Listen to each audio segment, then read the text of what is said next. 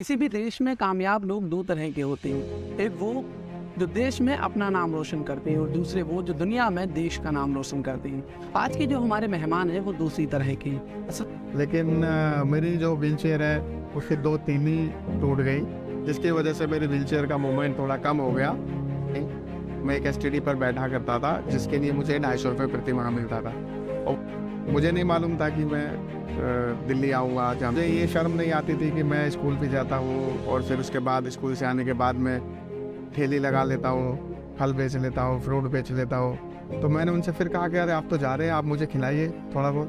तो उन्होंने कहा कि नहीं, अब आप कल आना, अभी हमारा टाइम हो गया, हमारा खाना छूट जाएगा। कई सारी फाइनेंशियल प्रॉब्लम्स आई थी, तो एक अच्छे खिलाड़ी होने के बावजूद भी आपके जो ज़िंदगी में कई सारी दिक्कतें क्यों आई हैं? ऐसा फ़ोन आता है कि मुन्ना खालिद बहुत बात कर रहे हैं, आप सेलेक्ट हो गए हैं इस जॉब के लिए, मुबारक हो, और आपको मेल भी कर दिया जाएगा, बाई पोस्ट आपको ज्वाइनिंग लेटर भेज दिया जाएगा।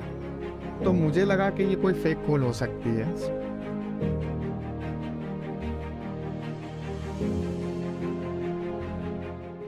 किसी भी देश में कामयाब लोग दो तरह के होते हैं। एक वो जो देश में अपना नाम रोशन करते हैं और दूसरे वो जो दुनिया में देश का नाम रोशन करते हैं। आज के जो हमारे मेहमान हैं वो दूसरी तरह के हैं। अस्सलाम वालेकुम, नमस्कार, सत श्री अकाल नाजरीन। मेरा नाम है रैयान अल हसीन और ये है POV शो।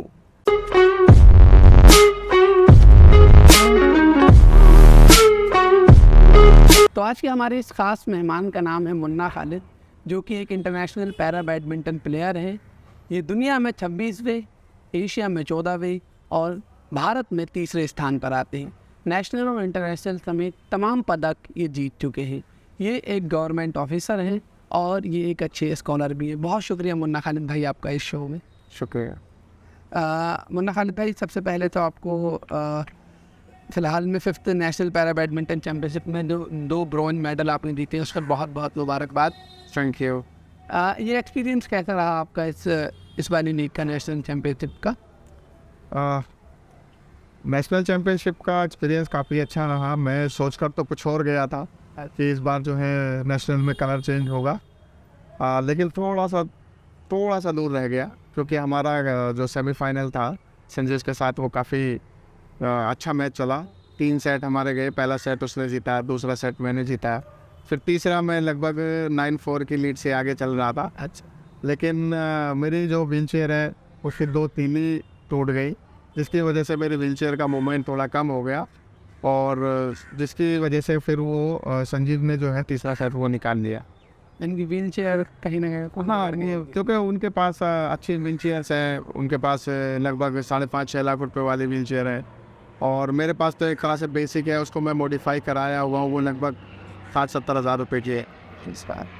तो व्हील चेयर कहीं ना कहीं इसके पीछे कारण बनी। Of course. तो मुन्ना भाई, हम थोड़ा पीछे चलते, इतना पीछे कि जब आप बच्चे थे तो जब आपने होश संभाला तो उस समय आपके परिवार की परिस्थितियाँ कैसी थी?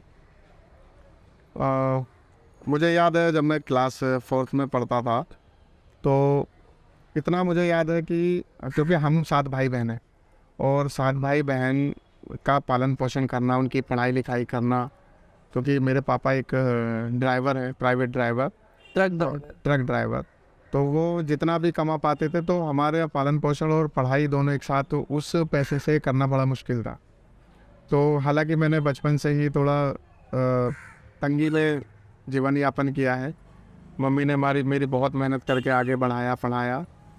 तो जब मैं क्लास 4th में था तो मैं जो है अपनी पढ़ाई लिखाई के लिए या अपनी पॉकेट मनी के लिए मैं एक एसटीडी पर बैठा करता था, जिसके लिए मुझे 250 रुपये प्रति माह मिलता था और वो मैं स्कूल से आने के बाद उस एसटीडी पर बैठा करता था। अच्छा। ये लगभग 2 साल मैंने किया और 2 साल के बाद जब डॉक्टर साहब ने वो एसटीडी बेच दी तो फिर उन्होंने मुझे अपने ही यहाँ पर एज ए कंपाउंडर रख लिया। तो मैंने थोड़ा डॉक्टरी का काम भी सीखा और फिर रात के पेशेंट भी मैं देखने लगा था 2-3 साल में।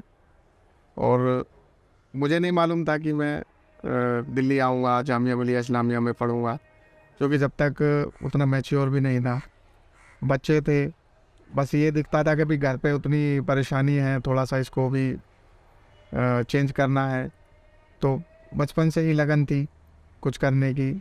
मुझे ये शर्म नहीं आती थी कि मैं स्कूल भी जाता हूँ और फिर उसके बाद स्कूल से आने के बाद मैं ठेली लगा लेता हूँ, फल बेच लेता हूँ, फ्रूट बेच लेता हूँ, रंधा घिस के फलूदा बेच लेता हूँ। मैं शर्माता नहीं था। इसके अलावा आपने बहुत सारे काम किए थे, आम की पेटी वगैरह आम का की भी पेटियाँ भी देखा मैंने, देखा जब था। गर्मियों की छुट्टियाँ पड़ती थी तो आम की पेटियाँ भी मैं ठोका करता था, जो जिसमें आम पैक होके जाते हैं लकड़ी और की होती है ना? लकड़ी की होती है। और काफ़ी बहुत सारे काम बहुत मैंने सारे किए। काम आपने किए, मतलब बहुत ही संघर्ष भरा भरा जीवन था आपका उस समय पर। स्कूलिंग आपकी बहुत ज़्यादा संघर्ष में गुजरी है, बिल्कुल। लेकिन उसके बाद ग्रेजुएशन में आप कहाँ आपने एडमिशन लिया, और ग्रेजुएशन में आपका किस्सा काफ़ी दिलचस्प है, वो चाहूँगा कि आप भी वो सुनाएं। ग्रेजुएशन का मुझे नहीं मालूम था कि मैं जामिया मिलिया इस्लामिया यूनिवर्सिटी में एडमिशन लूँगा, क्योंकि हम एक ये चीज़ इमेजिन करते थे कि जामिया, जिस तरह से हम मूवीज़ देखते हैं तो हम ये इमेजिन करते थे कि वहाँ पर बच्चे इस तरह से बैठते होंगे, ऐसे पढ़ते होंगे, क्योंकि यहाँ से एक नाम जोड़ा जाता है शाहरुख खान का, कि शाहरुख खान ने यहाँ से पढ़ाई किया है। तो हमें इतना उम्मीद नहीं थी कि यहाँ पर आकर के हम भी पढ़ सकते हैं, क्योंकि एक जो फैमिली इतनी आर्थिक स्थिति से जूझ रही हो और दिल्ली जैसे शहर में कोई ना होते हुए जो यहाँ पर पढ़ाना या यहाँ पर भेजना हो, तो उतना आसान नहीं था। तो जब जामिया में एडमिशन लेने से आपके जीवन में क्या प्रभाव आए और क्या इफ़ेक्ट पड़े उस टाइम पर की, और किस तरह से आपकी लाइफ पूरी तरह से बदल गई? जब जो हमारे डॉक्टर साहब है, जहाँ मैं रहता था, डॉक्टर शमशाद, उन्होंने अपने बेटे के एडमिशन के लिए हमें भेजा था यहाँ पर, वो फॉर्म लेने के लिए 11th क्लास का। उस टाइम पे मैंने 12th के पेपर दिए थे, तो मैंने भी अपना ग्रेजुएशन का फॉर्म लिया। आपने किस सब्जेक्ट में भरा था वहाँ पर स्टूडेंट फॉर्म? मैंने सिर्फ यहाँ पर, क्योंकि मुझे BA ऑनर्स के बारे में भी नहीं मालूम था, अच्छा। तो मैंने सिर्फ यहाँ पर क्योंकि उस टाइम पे ऑफलाइन हुआ करता था, तो यहाँ मैंने फॉर्म खरीदा BA का बोल करके। उन्होंने ऑफलाइन खरीदे जाते थे यहाँ? जी, इंजीनियरिंग फैकल्टी है जामिया में, गेट नंबर 5, वहाँ पर आप अगर एंट्री करेंगे तो लेफ़्ट साइड में एक टीन का वो लगा हुआ है और आप विंडो देखेंगे, तो वहाँ पर लंबी लाइन लगती थी फॉर्म लेने के लिए। वहाँ से हमने एक 11th का और एक BA का फॉर्म ख़रीदा और फिर वापस हम लोग अपने गांव चले गए। वहाँ से फिर उसको जमा करने आए।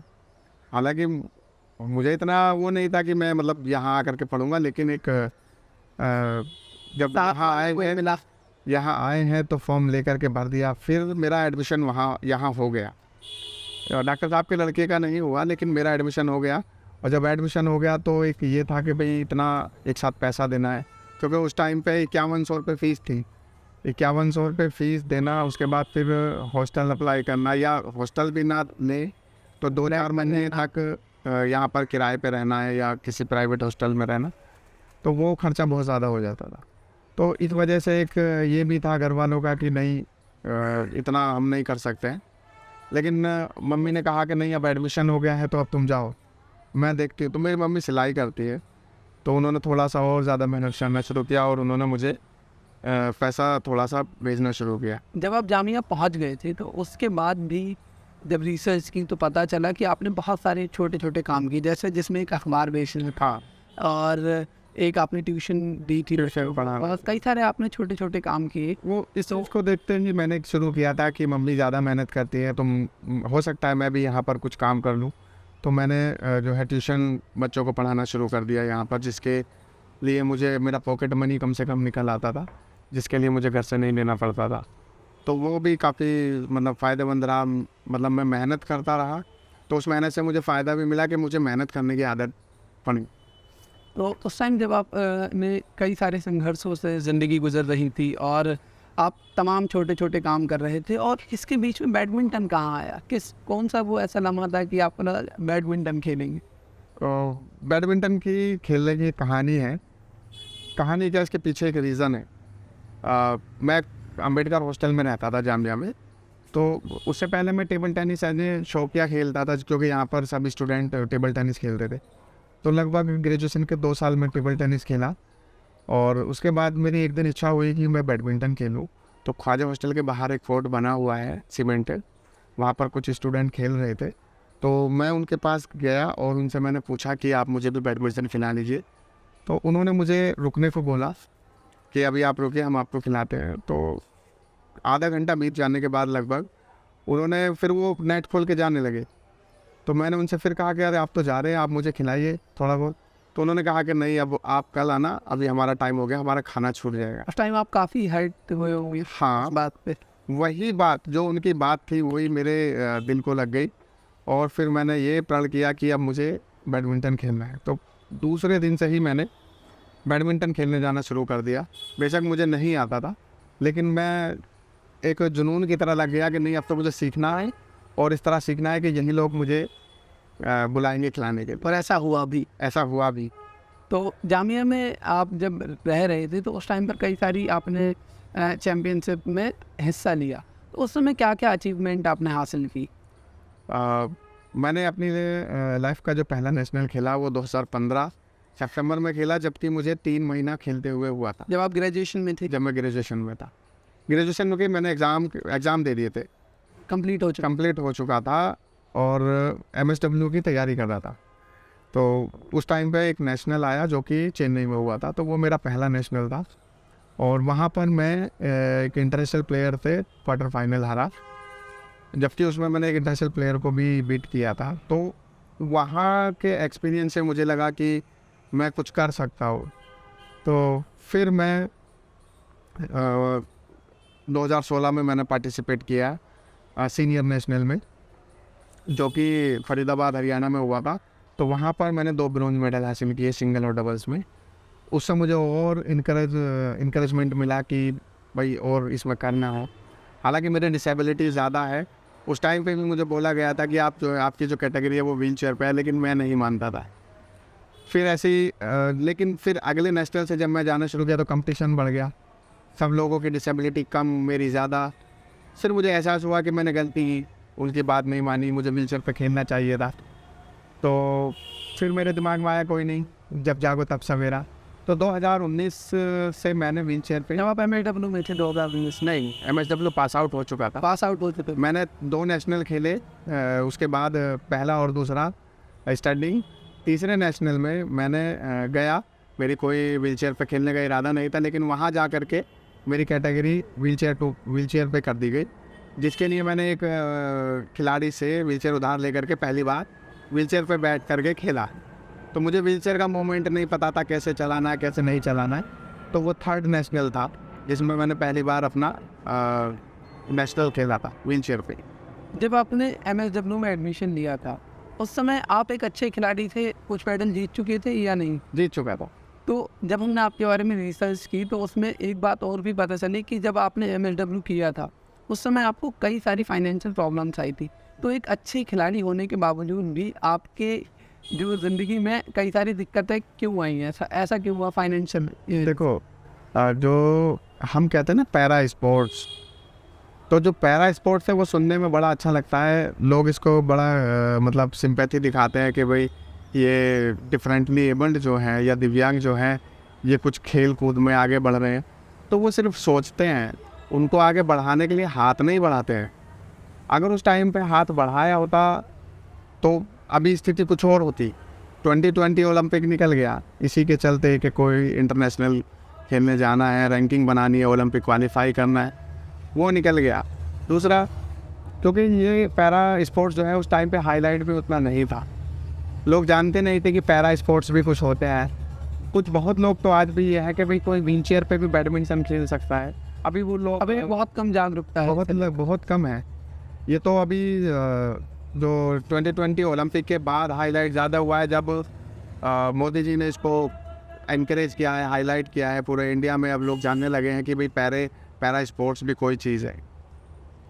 उस टाइम जब आपने MSW किया था तो हॉस्टल की फ़ीस में भी दिक्कत आई थी? हॉस्टल की फ़ीस में दिक्कत आई थी, मैं 1.5 महीने पढ़ाई छोड़ करके घर चला गया था क्योंकि फ़ीस पे नहीं कर पा रहा था हॉस्टल की। फिर वहाँ पर रह करके मैंने एक स्कूल ज्वाइन किया और 1.5 महीने तक मैंने वहाँ पर पढ़ाया, और जैसे ही पैसे इकट्ठे हुए मैं लेकर के आ गया। उसके अलावा मेरे कुछ दोस्तों ने भी हेल्प की, जो मेरे उनमें जूनियर भी हैं, सीनियर भी, तो उन्होंने ने मेरे हॉस्टल की फ़ीस भरने में मदद की। तो फिर से वही प्रोसेस शुरू हो गया, ट्यूशन पढ़ाना और अपना प्रैक्टिस करनी और कॉलेज अटेंड करना। तो फिर जब आपने MSW कर लिया फिर आपकी गवर्नमेंट जॉब लगी, लेकिन गवर्नमेंट जॉब लगने से पहले कई सारे संघर्षों से आप गुजर रहे थे। तो उस टाइम पर आपकी गवर्नमेंट जॉब का एक बड़ा ही दिलचस्प सा किस्सा है। आपके जॉस टॉक्स वाले में वो मैंने देखा था, लेकिन मैं चाहूँगा कि आप ऑडियंस को एक बार अपनी ज़ुबानी बताएं। वो किस्सा क्या है कि जब मेरा MSW कंप्लीट हुआ तो ये सितंबर की बात है। एक फॉर्म निकला था NBCFDC का, जो कि मिनिस्ट्री ऑफ सोशल जस्टिस के अंडर में बैकवर्ड क्लास के लिए काम करते। तो वो हमारे डिपार्टमेंट से मुझे पता चला, रश्मि मैम से, जो सोशल वर्क में प्रोफेसर हैं, कि आप मुन्ना ये एक फॉर्म भर दीजिए। तो वो फॉर्म मैंने फिल किया। उसमें 2 रेफरेंस मांगे गए थे, वो भी मैंने अपने डिपार्टमेंट से 2 टीचर्स के लगा दिए और वो मैंने बाई पोस्ट भेज दिया। मुझे नहीं मालूम था ये जॉब मिलेगी नहीं मिलेगी, कुछ नहीं मालूम था। तो उसका जो है एडमिट कार्ड आया लगभग फरवरी में। तो वो मैंने एग्ज़ाम दिया और एग्ज़ाम में मैं सेलेक्ट हुआ इंटरव्यू के लिए। इंटरव्यू के लिए भी मैं गया, मेरा काफ़ी देर इंटरव्यू चला। इंटरव्यू के बाद उसमें काफ़ी टाइम लग गया। मैं हर रोज़ फ़ोन करता था, मतलब हफ्ते 2 हफ्ते में, कि क्या रहा रिज़ल्ट का। तो वो लोग क्लियर नहीं बता पाते थे उस टाइम पे। तो रोज़े चल रहे थे, मई का महीना था, 23 मई वो डेट थी। तो और मैं एक ऐसी जगह पर था अपने दोस्त के यहाँ पर, जहाँ पर नेटवर्क 0, नो सर्विस आता था वहाँ पर। अच्छा, सुबह के 10:30 बजे हुए थे और मेरे पास फ़ोन आता है कि मुन्ना खालिद बहुत बात कर रहे हैं, आप सेलेक्ट हो गए हैं इस जॉब के लिए, मुबारक हो, और आपको मेल भी कर दिया जाएगा, बाई पोस्ट आपको ज्वाइनिंग लेटर भेज दिया जाएगा। तो मुझे लगा कि ये कोई फेक कॉल हो सकती है, और क्योंकि मुझे ये भी लगा कि यहाँ नेटवर्क नहीं है और ये कॉल भी आ गई। तो फिर मैंने वो जिस नंबर से आया था वो मैंने सर्च किया वेबसाइट पे जा कर के, तो वो नंबर सही था। तो मुझे खुशी भी हुई, और लेकिन मैंने घर पे नहीं बताया। उसी दिन शाम को मेरे घर से फ़ोन आता है कि अब जो है काफ़ी टाइम हो चुका है, अब आप जो है घर को सपोर्ट करिए, अब आप कुछ काम धंधा करिए ताकि घर को सपोर्ट मिले, अब हम और आपको टाइम नहीं दे पाएंगे। तो वो एक टाइम था कि सुबह मेरी जॉब की कॉल आ रही है, शाम को जो है घर से कौन घर से कॉल आ रही है। तो ये भी बड़ा मतलब दिलचस्प था। तो मैंने घर वालों को सिर्फ इतना बोला, आप मुझे सिर्फ 15 दिन और दे दीजिए। अच्छा, उसके बाद तब भी आपने नहीं बताया था? नहीं बताया था, मतलब ये भी नहीं बताया था कि गवर्नमेंट नहीं बताया था। मैंने सिर्फ ये बताया था कि आप मुझे 15 दिन दे दीजिए और 15 दिन के बाद कुछ हो सकता है। तो उसके बाद आपने कब बताया घर वालों को? 15 दिन के बाद ही? 15 दिन के बाद ही जब मुझे मेल आ गया, तब जब पक्का हो गया सर? हाँ, क्योंकि मैं भी डाउट में था ना कि आपको कॉल तो आया था उस टाइम पर? कॉल तो आया, वेबसाइट पर देखा, नंबर भी ठीक, लेकिन जब तक इंसान के हाथ में लेटर नहीं आ जाता है तब तक कहना ठीक नहीं। कि खोलना भी ठीक नहीं, ओपन करना भी ठीक नहीं। मान लीजिए अगर किसी वजह से खुदा ना खास्ता वो लेटर ना आए तो वो ज़्यादा हर्ट करता है। नहीं। तो फिर मैं वो लेटर जब मुझे मेल आ गया, बाई पोस्ट थोड़ा 2-3 दिन बाद गया, तो वो मैं फिर घर पहुंचा, तब मैंने उनको बताया।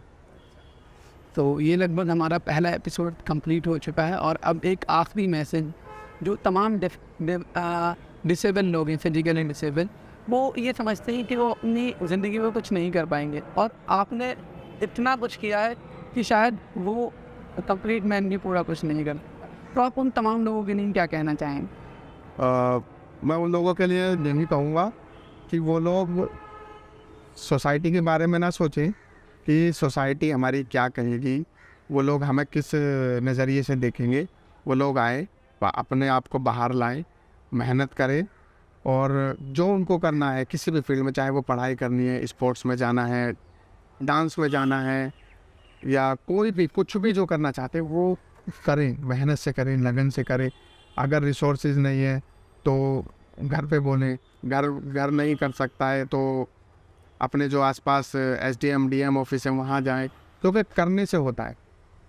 करने से होता है। अगर हम नहीं करेंगे, ये सोचते रहेंगे नहीं दुनिया क्या कहेगी, वो हमारे पड़ोसी जो है वो क्या कहेंगे, तो आप कुछ नहीं कर पाएंगे। सबसे ज़रूरी ये है कि आप अपने ऊपर भरोसा करें और बाहर निकल के आएँ, मेहनत करें, जो आप करना चाहते हैं एक दिन आप उसको अचीव कर लेंगे। और शुक्रिया मुन्ना भाई, आपने अपने टाइम दिया हमें। Thank you.